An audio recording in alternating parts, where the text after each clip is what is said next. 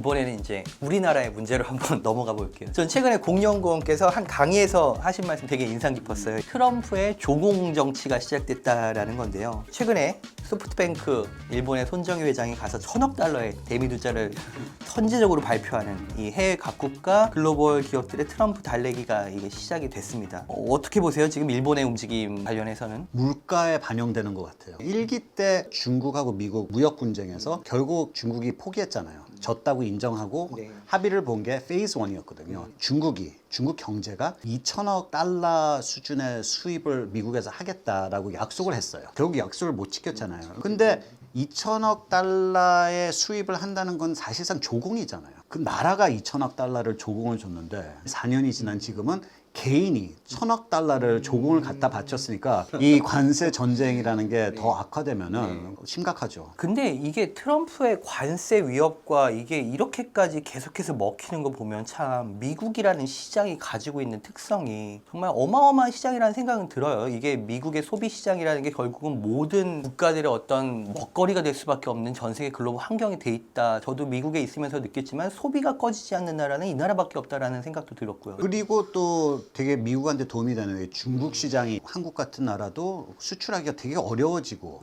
거기서 활동하는 게 되게 어려워지니까 중국만큼 큰 마켓이 없으니까 시진핑 경제 때문에도 도움이 많이 되는 것 같습니다. 그래서 상대적으로 미국의 시장이 더 부각되고 있다라는. 그럼요. 네. 그만큼 미국 시장이 전 세계 선진국들한테는 되게 중요한 마켓이 됐죠. 그게 트럼프의 무기가 되고 있는 거죠. 어떻게 무기가 보면. 되고 있죠. 있는 거죠. 엄청 도움이 네, 되는 거죠. 그러니까요. 네. 저는 최근에 트럼프가 이 이민하고 마약을 빌미로 캐나다하고 멕시코에다가 20% 이상의 뭐 관세를 부과하겠다고 위협을 했고, 그래서 막 트레도 총리가 마로라오까지 와가지고 같이 밥을 먹는데, 또 트럼프는 뭐 캐나다가 미국의 51번째 주가 되라 뭐 이런 정말 모욕적인 농담까지 하고 하는 과정이 굉장히 흥미롭게 봤는데, 트럼프의 취임 전부터 이 거래 정치가 이제 본격화된 것 같아요. 그래서 어떻게 보세요? 전방위로 좀 확대할 것 같으세요? 뭐 전방으로 확대할 거고 뭐 당연히 멕시코하고 캐나다 이상 다른 나라들로 하고 멕시코 대통령도 어느 정도 다른 태도를 보여주냐면요. 축하 전할 때 이 멕시코 여성 대통령은 스페인어로 했답니다. 근데 이제 관세 때리자마자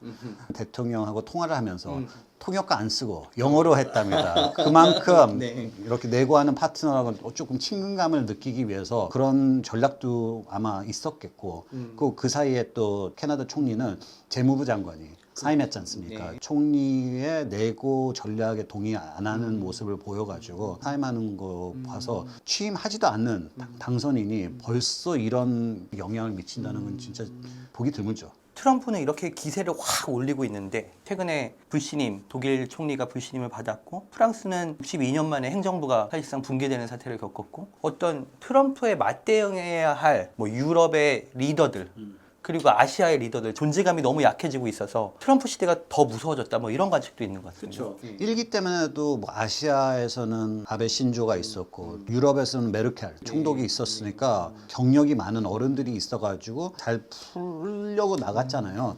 근데 이제는 뭐 일본은 이시바는 지금 만나주지도 않고 있고, 프랑스는 지금 올해만 해도 총리가 4명을 뽑은 국가니까 좀 불안한 사태죠. 이 트럼프라는 정치적 캐릭터랑 현재 미국의 어떤 돌아가는 정치 상황을 볼 때 외교적인 리더십이 사라진 우리나라의 문제가 어떻게 예상되는지 좀 허심탄회하게 얘기를 해보신다면 어떻습니까? 좋은 점도 있고 나쁜 점도 있다면요. 좋은 점은 트럼프 2기를 조공 시대로 비교하고 있잖아요. 근데 윤 대통령님하고 트럼프 당선이고 축하 전화로 한국이 조선업 도와줄 수 있냐라는 걸 먼저 언급했어요. 그래도 한국 정부는 합의 보고 내고팀을 보낼 때 그거 가지고 먼저 나갈 수 있죠.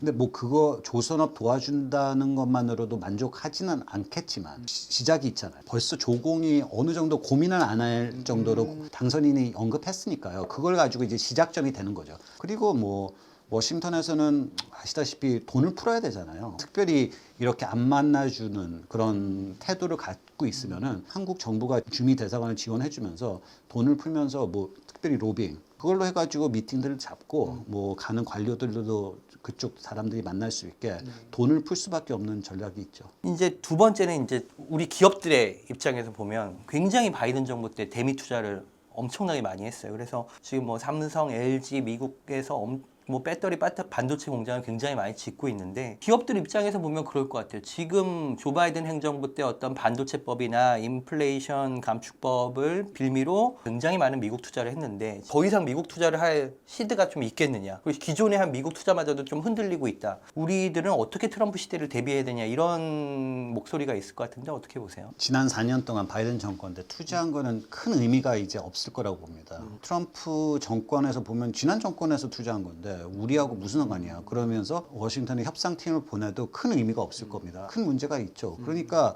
워싱턴하고 협상하면서도 그 투자한 주 정부, 주 지사들의 도움이 많이 필요할 것 같고 그걸 동원해야 되고 워싱턴에서 반중 정책이라는 거는 똑같이 친인도 정책이기도 하거든요.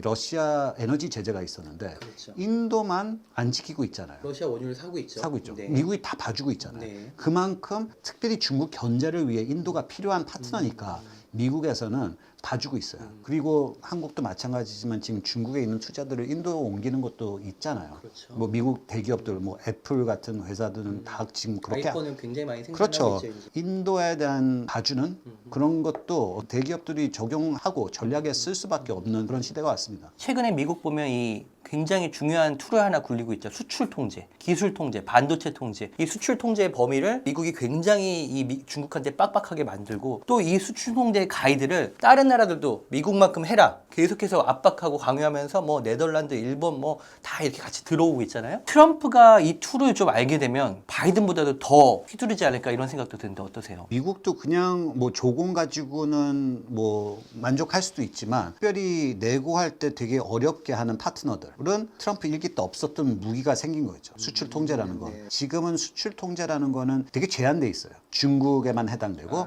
반도체 시장에만 해당되는 거예요. 그러니까 미국은 사실상 따져보면은 반도체 기술들은 다 거의 다 미국에서 오리진이 있으니까 미국이 막을 수 있어요. 그러니까 지금 중국이 되게 힘들어하는데 이제 트럼프도 이 수출 통제에 대해서 되게 뭐 좀 편해지면은 수출 규제를 못 풀겠어요. 중국 이상, 반도체 시장 이상의 범위를 넓힐 수 있는데 한국한테는 되게 걱정거리죠. 한국에서도 뭐 삼성 같은 회사를 되게 자랑스러워하지만 다 기술은 따져보면 미국 기술.